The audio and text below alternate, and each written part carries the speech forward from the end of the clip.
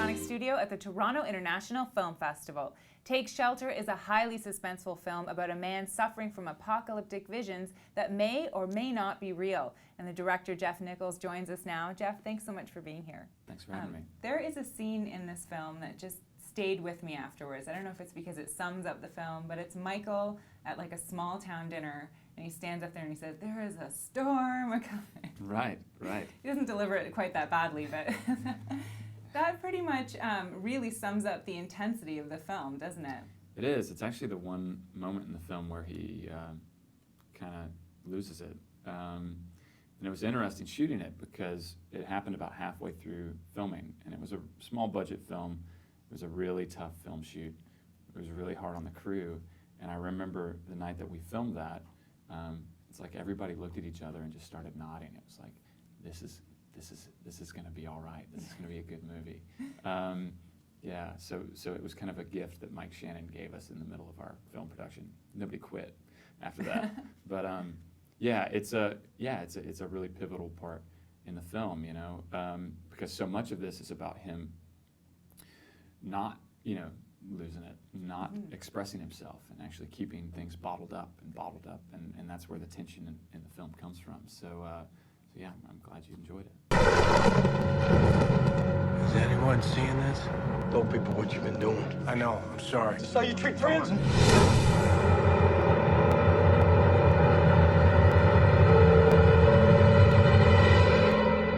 Are you okay?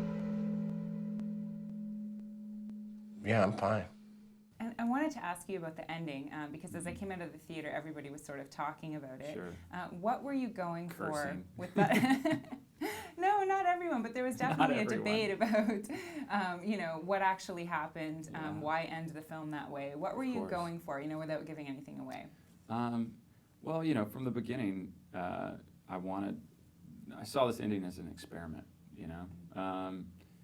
and that being said, there is a part of it that is wholeheartedly not an experiment.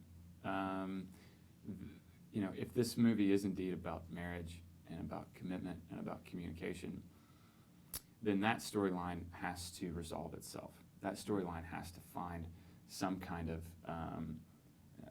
ending and resolution, and I think that's there. Well, people are definitely discussing it. There's a ton of buzz, getting great reaction, not just here, but around the world. Yes. How does that make you feel? How are you feeling right now?